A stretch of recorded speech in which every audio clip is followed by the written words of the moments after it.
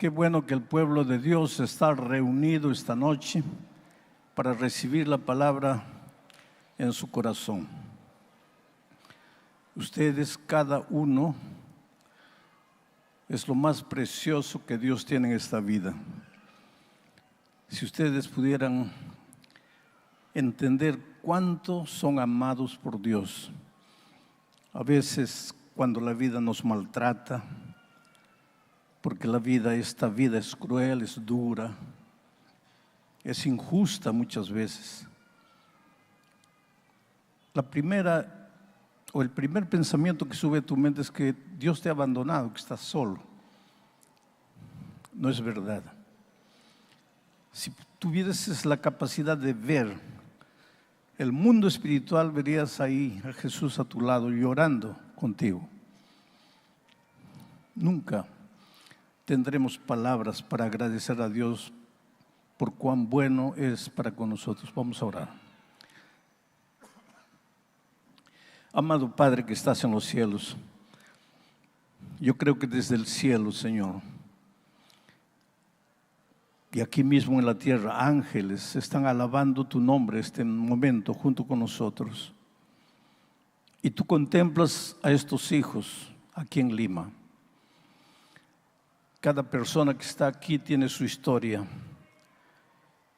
Cada uno en algún momento de la vida pasa por momentos dolorosos, tristes, de derrota, de fracaso, de lágrimas, pero también momentos de alegrías, de júbilo, de gratitud. Estas personas están aquí no solo para oír tu palabra, sino trayendo sus luchas, sus dramas, sus problemas para colocarlos en tus manos. Tú que eres Dios de amor, Dios de misericordia, tú que te compadeces de tus hijos, por favor, en este momento extiende tu mano poderosa y toca la vida de cada persona que ha venido. Hay gente enferma, Señor, enferma del cuerpo, tal vez desahuciada por el médico, tal vez sin esperanza de vivir. Pero hay gente también enferma del alma, enferma del espíritu, gente amargada, resentida, triste, derrotada, gente que está perdiendo el sentido de la vida. Oh Señor, esta noche manifiéstate en la plenitud de tu poder. Que tu gracia, como cataratas de amor, caigan del cielo y mojen la vida de cada persona que ha llegado aquí. Vamos a abrir tu palabra ahora. Queremos entender lo que quieres decirnos. En el nombre de Jesucristo. Amén. Muy bien, mis amados, qué bueno estar aquí en Lima y estar en este lugar bonito, que otros días es palco de tanto tipo de programa, pero que esta noche se ha transformado en un templo donde ustedes vinieron a adorar, a cantar y donde tenemos seguridad que el Espíritu Santo se está moviendo. Vamos al texto bíblico. Vamos a leer el primer versículo porque son varios versículos y después voy a parar para contarles el contexto a fin de que ustedes entiendan el texto. Entonces vamos al texto. Es el capítulo 25 del primer libro de Samuel. El texto para esta noche son los versículos 20, 23, 20 y 24. Entonces, primero vamos a leer el versículo 20 y después voy a contarles la historia para que ustedes entiendan lo que Dios está queriendo decir y lo que el texto está queriendo comunicarnos. El versículo 20 dice así: y montando un asno, ¿quién? Abigail. El texto de esta noche habla de una mujer llamada Abigail. Su esposo se llamaba Nabal. Y montando un asno, bajó por una parte secreta del monte. Aquí se habla de un monte. Y he aquí, David y sus hombres venían frente a ella. Otras versiones dicen contra ella. Otras versiones dicen en dirección a ella. Y ella les salió al encuentro. Lo cierto es que David y Abigail se encontraron en el monte. Pero ¿qué puede Dios querernos decir a través de este texto bíblico? Sabes que uno de los errores que cometemos en la vida espiritual es leer la Biblia por leerla, leer la Biblia sin entender. Y a veces en nuestro afán de querer leer toda la Biblia, leemos 3, 4, 5 capítulos por día, todos cansados, con sueños, pero leer, leer, leer, porque nos hemos propuesto terminar de leer la Biblia. Yo no digo que ese tipo de lectura de la Biblia no sirva. Claro que sirve. Pero sería mejor leer 1 o 2 versículos y reflexionar, meditar, preguntarnos qué es lo que Dios quiere decirme aquí. Vamos a decir que estás viviendo un momento difícil de tu vida, que tu esposo dice que no te ama más y que quiere separarse, y que tienen 3 hijos pequeños, y tú estás con miedo. ¿Qué va a ser de mí sin esposo, con 3 niños pequeños? Estás ansiosa. Cuando tú leas la Biblia, no quieras tú leer 3, 4 capítulos pensando que porque lees 4 o 5 capítulos Dios te va a bendecir. No, calma ahí. Lee un versículo, pero trata de entender para el drama que estás viviendo qué es lo que Dios te quiere decir en ese texto. Eso se llama reflexionar, pensar. El otro día me estaba preguntando a alguien: pastor, ¿usted lee un texto y comienza a sacar del texto ideas que a mí nunca se me ocurrió? Es porque no has parado para reflexionar. Ustedes me ven predicar sin papel, ¿no? Yo no tengo un bosquejo, pero yo no me levanté, abrí el texto y comienzo a hablar lo que imagino. No, las cosas no funcionan de esa manera. He pasado horas y horas hablando con Dios, reflexionando en el texto, consultando otras fuentes, buscando información para preparar el mensaje. Además de preparar el mensaje, he grabado los principales pensamientos en mi mente. Entonces mi bosquejo ya está escrito en mi cabeza. De tal manera que en lugar de estar mirando al papel, yo los estoy mirando a ustedes. Y por más que ustedes no se den cuenta, yo puedo ver sus ojos y yo puedo ver tu rostro. Y yo sé cuándo una frase que yo digo toca tu corazón y cuando algo que yo estoy hablando no te está llegando mucho. Y entonces yo puedo cambiar la dirección de mi mensaje, porque el propósito del mensaje no es predicar un bonito sermón. El propósito del mensaje es responder las inquietudes espirituales que tú tienes. Yo me voy a considerar un pastor agradecido, un predicador feliz esta noche, cuando tenga en mi corazón la certeza de que tú has entrado buscando respuestas y vuelves feliz y agradecido a Dios. Entonces el sermón ha cumplido su propósito. Entonces, cuando leas la Biblia, no seas apresurado. Y ahora quiero hablarte eso, del texto de esta noche. ¿Qué puede haber en el texto que leímos? Que Abigail se subió a un asno y estaba bajando por la montaña, y que David estaba subiendo por la montaña y se encontraron en el monte. ¿Cuál es el mensaje? Pues para entender un texto tienes que leer el contexto. El texto está en ese versículo y el contexto está en todo el capítulo. Y si tú quieres saber más contexto todavía, lee 2 capítulos anteriores y tal vez 1 o 2 posteriores, y ahí vas a tener el cuadro completo. Entonces, yo te voy a explicar más o menos el contexto para entrar al mensaje de esta noche. En el Valle del Carmelo, ¿te acuerdas del Valle del Carmelo? Fue el lugar donde Elías derrotó a los profetas de Baal. ¿Te acuerdas de ese incidente?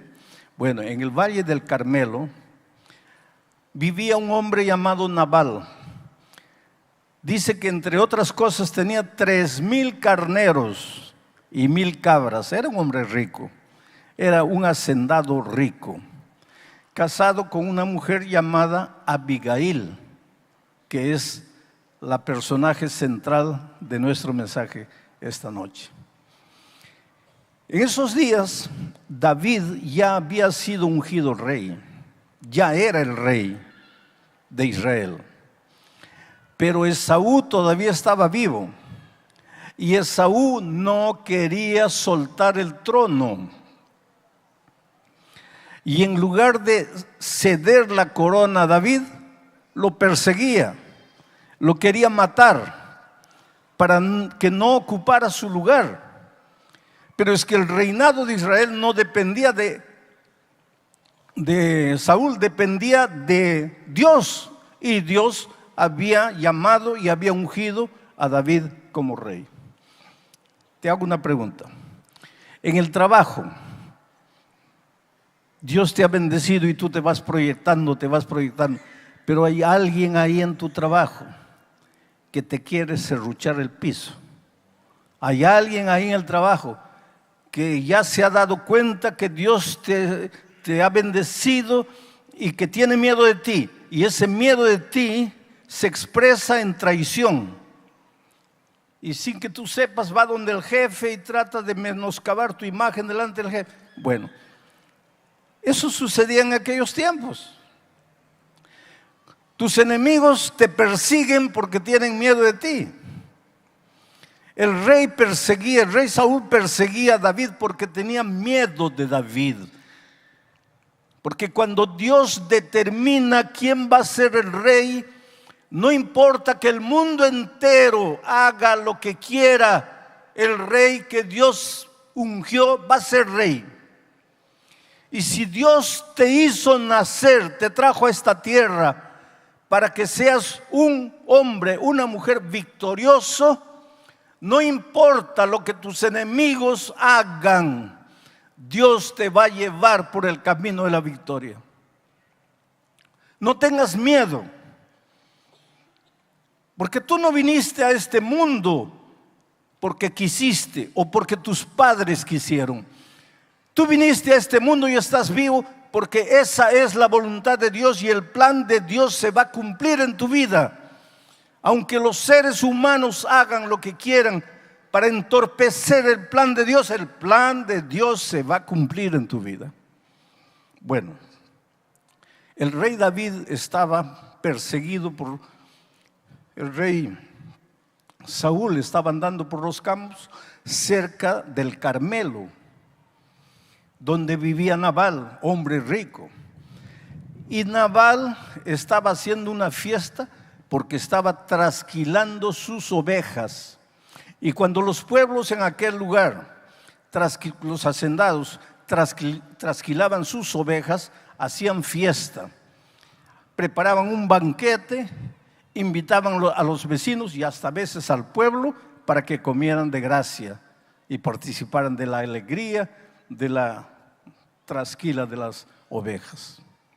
David estaba cerca. No tenía pan, no tenía comida, estaba perseguido, no tenía dónde dormir. Con su pequeño ejército dormía en las cuevas. Se enteró que Nabal estaba ofreciendo una fiesta. No fue para participar de la fiesta y comer gratis, porque para David no era tiempo de fiesta, para David era tiempo de guerra. Estaba siendo perseguido. Ojalá que nosotros entendiéramos un poco la capacidad de David de ver las cosas. Tiempo de fiesta es tiempo de fiesta, tiempo de trabajo es tiempo de trabajo. Tiempo de vacaciones es tiempo de vacaciones. Tiempo de cumplir el deber es tiempo de cumplir el deber. Para David no era tiempo de fiesta. Hay tiempo para la fiesta, para la celebración, para el júbilo, para la alegría. Por ejemplo, ustedes aquí en el mes de agosto, el 3 de agosto, van a tener la clausura, el encerramiento del programa Caleb en el estadio posiblemente nacional. 40,000 personas reunidas en el estadio. Me pidieron que venga a predicar, voy a predicar. Pero esa va a ser celebración. Solo que ahora no es tiempo de celebración, ahora es tiempo de trabajo. Y todos tienen que salir y buscar un amigo, un vecino, un compañero de trabajo, de estudio, estudiar la Biblia, preparar a esas personas. En la semana de evangelismo, antes del proyecto Galileo, pues participar, trabajar, predicar. Y entonces sí nos preparamos para la fiesta del Estadio Nacional, porque tiempo de fiesta es tiempo de fiesta, pero tiempo de trabajo es tiempo de trabajo. El problema con nosotros los seres humanos es que nos gusta la fiesta, celebración, alegría, júbilo, aplaudimos, cantamos, queremos un show musical, pero cuando se trata de trabajar no trabajamos. Y con David las cosas eran diferentes. Ese no era momento de festividad. Así que David escogió 10 jóvenes de su ejército y los mandó a Nabal. Y les dijo, por favor, pídanle un poco de comida a Nabal, que es un hombre rico. Un poco de comida para ese ejército pequeño no le va a hacer falta, él es un hombre rico. Además, cuando hubo un poco de falta de pasto en las tierras de Nabal, ellos vinieron a nuestras tierras y nosotros les ayudamos a sus pastores. Ahora ha llegado el momento de que ellos pues nos devuelvan el favor que nosotros les hemos hecho. Entonces vayan y pidan comida. Y cuando los jóvenes llegaron a Nabal y le dijeron, venimos en nombre de David, este imprudente, necio Nabal, hombre rico, hombre orgulloso, vanaglorioso, hizo una pregunta interesante. ¿Y quién es David? ¿Y a mí qué me importa David? Me recuerda mucho la pregunta que Faraón le dijo cuando Moisés le dijo que había sido enviado para libertar al pueblo de Israel. Faraón preguntó, ¿y quién es Dios? ¿Y a mí qué me importa Dios? El atrevimiento de un hombre que no tiene a Dios en su corazón, el atrevimiento de un pequeño, minúsculo ser humano que se atreve a desafiar a Dios. ¿Quién es Dios? Y en este caso de Nabal, ¿quién es David? ¿A mí qué me importa David? Y los 10 mensajeros volvieron a David con el informe y le dijeron, mira, vamos a buscar ayuda en otro lado porque este hombre dice que ni te conoce, dice que ni sabe quién eres tú, no quiso ayudarnos. David era el rey, había sido ungido rey y era un rey amoroso. Al final de cuentas es un prototipo del Señor Jesucristo, del Rey de Reyes y Señor de Señores. Pero la actitud de David ahora cambió y dijo, no quiso ayudarnos. Entonces ahora vamos a tomar todo por la fuerza, porque al final de cuentas todo lo que él tiene pertenece al reino. Y agarró su pequeño ejército y se dirigió hacia el Carmelo para tomar por la fuerza. Venía ahora la destrucción para Nabal y su gente. Pero un hombre de Nabal se enteró que ahora el rey venía y ya no venía en son de paz, ya no venía con amor, ahora venía con justicia. Y ese hombre de Nabal corrió a la esposa de Nabal, Abigail, y le dijo, mira, tu esposo le negó ayuda al rey y ahora el rey viene a tomar por la fuerza todo y nos va a destruir. Entonces Abigail preparó comida, mandó hornear pan, agarró frutos secos, entre ellos higos, llenó en bolsas, en canastas y se dirigió al encuentro del rey David. Y ahí viene el texto. Voy a pedir que coloquen el texto nuevamente, el texto inicial, el versículo 20. Ahí viene el texto. Digo, ahí viene el texto. Espero que venga. Llegó. Muy bien. ¿Y qué dice el texto? Y montando un asno. ¿Quién? Abigail. Con los panes que había preparado, con los frutos secos que tenía. montando un asno, descendió por la parte secreta del monte. Y he aquí, David y sus hombres venían frente a ella, en dirección a ella. Y ella salió al encuentro de David y sus hombres.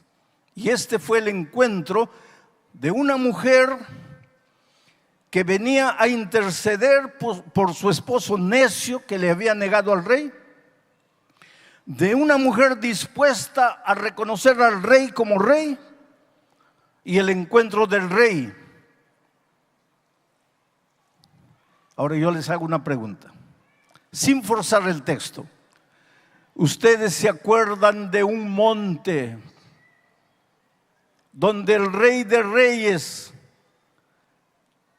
se hizo hombre, perseguido por los hombres, castigado por los hombres, herido, coronado de espinos, sangrando? Subió la cuesta de un monte. ¿Para qué? Para encontrar pecadores cargados de culpa y morir por ellos y perdonarlos. En el monte Calvario nos encontramos nosotros, pobres, miserables pecadores, sin derecho a la vida, con el Rey de Reyes hecho hombre, que vino a morir en nuestro lugar la muerte que nosotros merecíamos. Miren la figura maravillosa del Antiguo Testamento proyectándose hacia el futuro, hacia el Nuevo Testamento. Ahora viene el versículo siguiente. Leamos. Y cuando Abigail vio a David, voy a pedir que dejen un poquito de tiempo el texto ahí. Y cuando Abigail vio a David, no vio a un hombre perseguido, aunque David estaba perseguido. Cuando Abigail vio a David, no vio a un hombre con hambre, aunque estaba con hambre. El Señor Jesucristo en esta tierra dijo: las zorras tienen cuevas, los pajaritos tienen nido, pero el Hijo del Hombre no tiene dónde apoyar su cabeza. Pero Abigail tuvo la capacidad de no ver a ese hombre sin cuevas, sin nido. No vio a un hombre perseguido. Tuvo la capacidad de ver al rey, al futuro rey de Israel. Y cuando Abigail vio a David, vio al rey. No dice el texto, pero el contexto nos dice, porque dice el texto: vio a David, se bajó prontamente del asno y postrándose sobre su rostro delante de David, se inclinó a tierra y se echó a sus pies. Y después le dijo: Señor. Mientras Nabal no tuvo la capacidad de ver en David al futuro rey, su esposa Abigail vio a un hombre perseguido, pero no vio a un hombre perseguido. Tuvo la capacidad de ir más allá y ver al rey, al redentor del ser humano. Oh, queridos, para muchos el Señor Jesucristo no pasa de un gran revolucionario social. Para otros no pasa de un gran maestro. Para otros no pasa de un político revolucionario de aquellos tiempos. Para otros es la fuente de una filosofía maravillosa que podría transformar el mundo. Pero yo te pido esta noche, cuando dirijas tus ojos al Señor Jesucristo, trata de verlo primero como tu Redentor, como tu Salvador, como el Dios que te ama, a quien tú le importas, el Dios que dejó su trono allá en el cielo y vino a esta tierra para humillarse y descendió a lo más profundo, se hizo siervo, y no solo siervo, murió la muerte de un delincuente. ¿Para qué? Para salvarte. ¿Y por qué? Porque le importas. No importa quién seas tú. Cuando en tus noches tormentosas la conciencia te acuse, te atormente, te diga que por la manera como estás viviendo tú no mereces el amor de Dios, Mira la cruz del Calvario. Si tú no merecieras el amor de Dios, el Señor Jesucristo no habría derramado su sangre en la cruz del Calvario. Tú eres valioso. Tu valor no se mide por la ropa que vistes. Tu valor no se mide por la apariencia de tu rostro. Tu valor no se mide por tus bellos ojos azules. Tu valor no se mide por tu estatura, ni por tu cuenta bancaria, ni por tu posición social, ni por tu grado de instrucción. Tu valor se mide por la sangre preciosa que el Señor Jesucristo derramó en la cruz del Calvario. Oh, cómo eres valioso. Una de las primeras cosas que necesitas hacer en la vida para crecer es aceptar que eres valioso, porque el Señor Jesús te ama. No eres un murciélago que tiene alas e intenta volar. Tú eres un águila para surcar el cielo azul. No quedes satisfecho escarbando, buscando maíz en la tierra para poder comer. Abre las alas y vuela. Porque cuando el Señor Jesús murió en la cruz por ti, condenó al diablo. Y desde aquel día el diablo sabe que está derrotado. Él no tiene derecho de esclavizarte. Si has entrado esta noche aquí amarrado a algún vicio, encadenado a algún hábito, víctima de alguna pasión, pobre esclavo de algún pensamiento inmundo, en el nombre del Señor Jesucristo te digo esta noche: rompe esas cadenas, porque tu Dios es un Dios maravilloso, porque tu Salvador es un Cristo, Dios eterno, que se hizo hombre y fue tentado en todo, así como tú, pero nunca cayó. Y no cayó para probarte que es posible vivir una vida victoriosa en esta tierra. No te sujetes miserablemente a la esclavitud que el diablo quiere imponerte. No creas que porque has intentado 1 o 2 o 5 veces ya has fracasado, ya estás completamente fracasado. No, intenta una vez. Y si un día aceptaste a Cristo y te bautizaste y caíste, levántate. Y si vuelves a caer, vuelve a levantarte. En el cielo no habrá gente que nunca ha caído. En el cielo habrá gente que aunque cayó, creyó en el Señor Jesucristo, se levantó y continuó caminando. Ahora yo quiero hablarte del futuro. Y para eso voy a leer el texto de Apocalipsis, capítulo 19. Y voy a pedir que coloquen ese texto en la pantalla. Porque hoy día el Señor Jesucristo es tu Salvador. Él te ama y Él quiere salvarte. Cae a los pies de Jesús como Abigail. Llora delante de Él. Dile: Señor, yo no tengo fuerzas. Tú sabes que te amo, pero soy un pobre derrotado espiritual porque no tengo fuerzas. Soy demasiado carnal. Soy débil. Yo en el fondo quisiera amarte, quisiera seguirte, quisiera ser un soldado fiel. Yo lucho, yo me esfuerzo, pero no puedo. Señor, por favor, ten piedad de mí. Y puedes creer que el Señor Jesucristo te va a abrazar, va a depositar en tu frente el beso de su amor, de su paz. Y esta noche vas a salir de aquí transformado.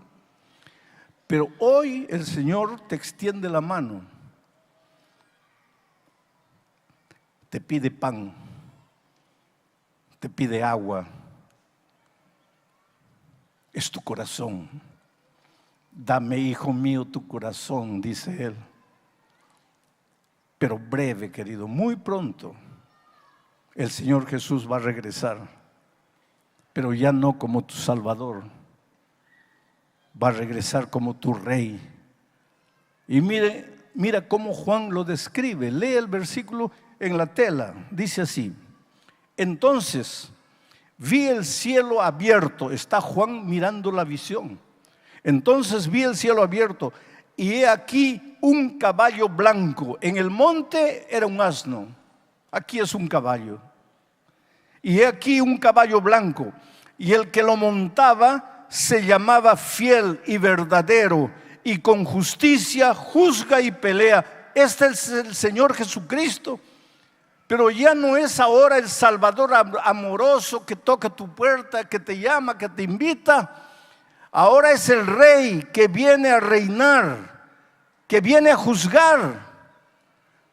El versículo 11 dice, el 13 dice, estaba ese hombre vestido en el caballo blanco que vio Juan, estaba vestido de una ropa teñida en sangre y su nombre es el Verbo de Dios. Mi pregunta es, ¿por qué su ropa, por ocasión de su segunda venida, está teñida en sangre? ¿Por qué? Y si ustedes siguen leyendo el texto, verán que esa sangre es el jugo rojo del lagar. Porque cuando el Señor Jesucristo viene para juzgar, viene para establecer su reino. Ese día, aquellos que hoy aceptaron al Cristo Salvador, levantarán las manos al cielo para esperar al Señor Jesucristo. Y aquellos que hoy rechazaron, endurecieron su corazón, no abrieron la puerta, no tomaron la decisión, ese día correrán a las piedras, a las rocas y dirán, caigan sobre nosotros porque no podemos soportar el rostro del que viene en gloria y majestad. Oh, mi amigo querido, nuestra vida está en juego. Tenemos que tomar decisiones. Anoche en mi mensaje dije, casi salvo significa estar totalmente perdido. El hecho de que tú escuches la palabra de Dios y digas amén, qué maravilloso, me gustó, no te ayuda. Tienes que comprometerte con el Señor Jesucristo. Tienes que entregarle la vida, tienes que rendirte a Él. Y cuando tú lo haces, tú no tienes idea de lo que puede suceder en tu vida. Yo recuerdo la historia triste de una señora en los Estados Unidos, casada con un hombre incrédulo, igual que Nabal y Abigail. Él, terco, duro, no aceptaba la religión, decía que la religión es una tontería para gente débil, que él era un comerciante de mucho dinero, de éxito, él no necesitaba de esas cosas de religión, que la religión era para mujeres y la mujer era adventista, la esposa era adventista, tenían 2 hijos gemelos. Una noche, era tarde, él despertó, ella no estaba en la cama, se levantó, lo que está haciendo a medianoche en la sala, y cuando fue a la sala, vio que ella estaba en la computadora escuchando un sermón mío, y él agarró la computadora y la tiró al suelo y la pisoteó, la reventó, y no contento con eso, la agredió físicamente. Era un hombre malo, era un Nabal. Jesús llamaba a su corazón, Jesús tocaba la puerta de su corazón, pero él no se rendía, él no se entregaba. Un día los hijitos crecieron, con 12 años decidieron bautizarse. Y la mamá les dijo, inviten a su padre porque tal vez si ustedes, porque él los ama, si ustedes le invitan, él va a aceptar venir a la iglesia. Y los hijitos fueron, mira papito, este sábado nos vamos a bautizar. Quisiéramos que veas nuestro bautismo. Y él les dijo, mira, yo no me meto, no digo nada, yo miro en silencio. Ese asunto de religión es asunto de tu madre. Y si ustedes quieren seguir las tonterías de ella, está bien, yo no les digo nada, pero yo no, a mí no me hablen, a mí no me inviten. Para mí Dios no existe, yo no quiero saber nada de eso. Ahora, imagínense cómo los muchachos se sienten. Pero por más que él amaba a sus hijos, Su corazón era duro para aceptar al Señor Jesucristo. Y el tiempo fue pasando. Y un final de semana hubo una actividad en el interior, en el campo, una especie de campamento. Y todas las iglesias fueron para allá y ella también fue llevando a los muchachos. Y cuando estaban regresando en la noche del sábado, estaba lloviendo mucho. El automóvil que ella dirigía se salió de la carretera, cayó en un precipicio y murió ella y los 2 gemelos. Cuando el hombre se enteró de la muerte de su esposa, hizo tanto escándalo en la iglesia. Buscó al pastor de la iglesia y lo agredió físicamente. Ustedes mataron a mi esposa. Ustedes la llevaron al campo. Ustedes mataron a mi esposa. Después de eso, ese hombre entró en un periodo de depresión terrible. No comía, no bebía, no se levantaba, no se bañaba. Pasaba todo el día en la cama.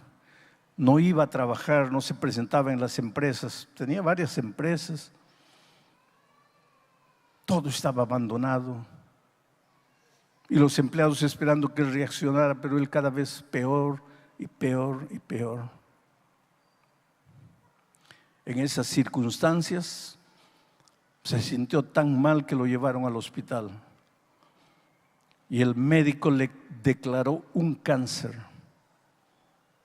Y ahora él decía: yo quiero morir, ¿para qué vivir? Mi esposa está muerta, mis hijos están muertos, ¿para qué vivir? Y quería morir. Pero una noche se acordó de aquel incidente en que él se levantó, destrozó el computador, agredió a la esposa. Y fue a la computadora y abrió. Y me comenzó a buscar y me encontró. Y comenzó a escuchar un sermón. Por primera vez en su vida comenzó a escuchar un sermón y escuchó todo el sermón. Y cuando terminó, cayó de rodillas, llorando, desesperado. Y dijo: ahora entiendo lo que mi esposa encontró. Ahora entiendo el mensaje que mi esposa seguía. Pero ella estaba muerto, los hijos muertos. Y él lloró, lloró, lloró la noche toda y adormeció en el suelo. Pero la mañana siguiente se levantó diferente. Después de mucho tiempo, tomó un baño, se preparó, se afeitó y fue al trabajo. Un hombre déspota en el trabajo. Sus trabajadores le temían. Era duro, cruel, abusivo, un dictador.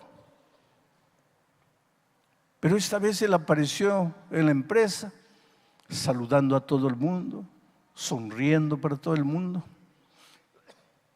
Él mismo no entendía lo que le estaba pasando.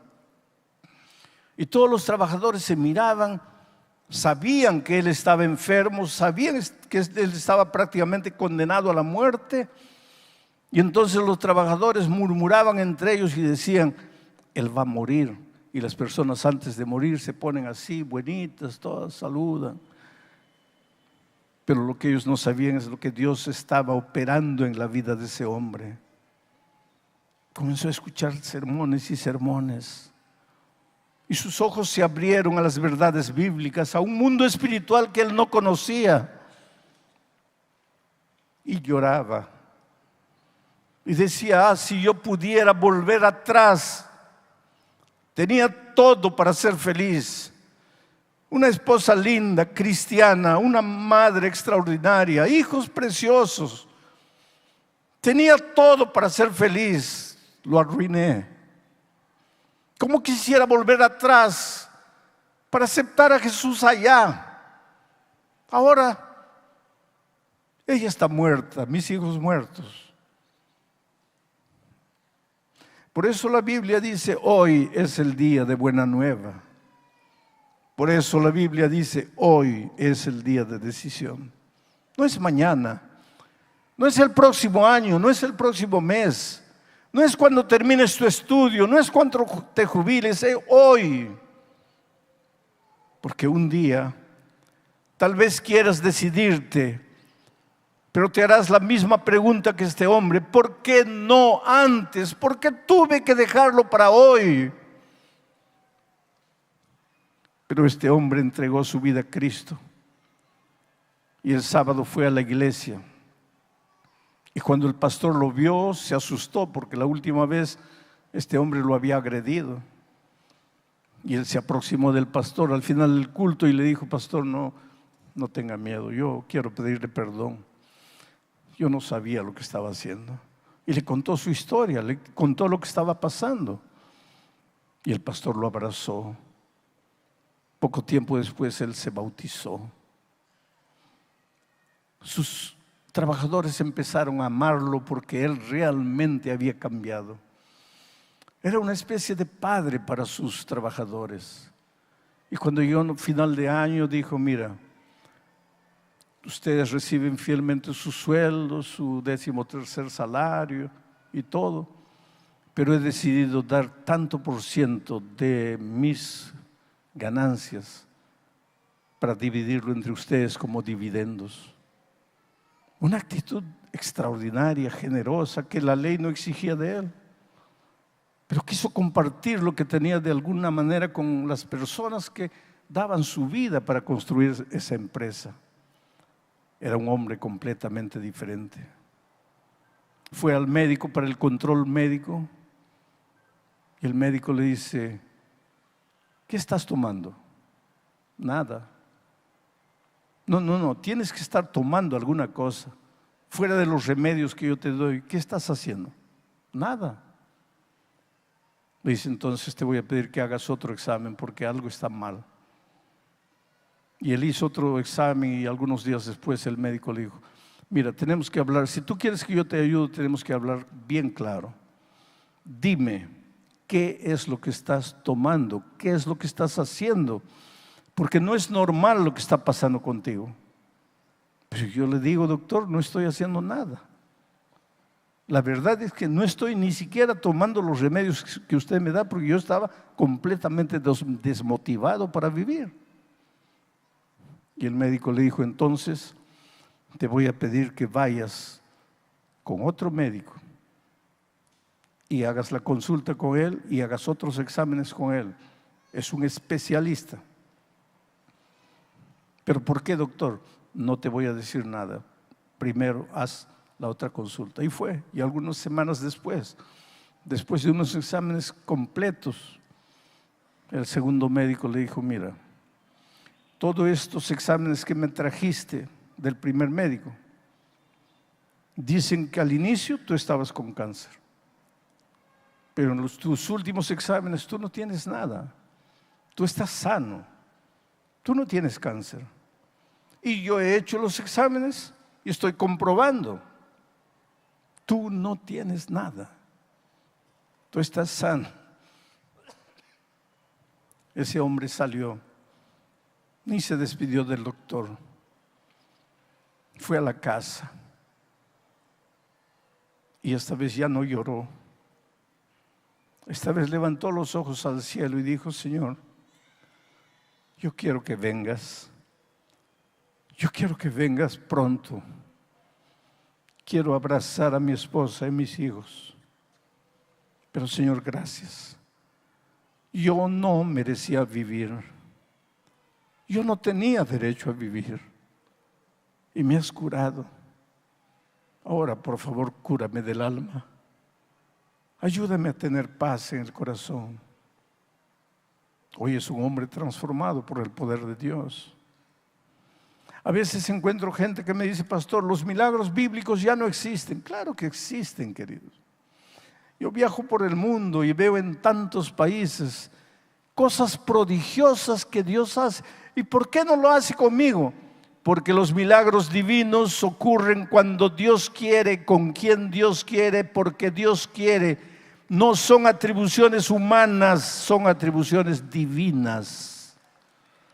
Entonces no pidas explicación a Dios. pero Él te puede hacer el milagro interior, curar del alma, para que tú enfrentes, curado del miedo, curado del dolor interior, para que tú enfrentes las luchas de la vida y te vuelvas un vencedor. Por eso esta noche te voy a hacer una invitación. Esta invitación es para que vengas al monte del Calvario, trayendo tus cuitas, tus penas, tus dolores, tus angustias, tus tristezas, montado en tu asno, para encontrarte con el Rey y Señor de señores, que ahora es tu Salvador. Para encontrarte como Abigail se encontró con David. Muchos de ustedes ya se han preparado para el bautismo, ya han estudiado la Biblia, todavía no se han bautizado, pero ya han estudiado la Biblia y podrían bautizarse inclusive esta noche.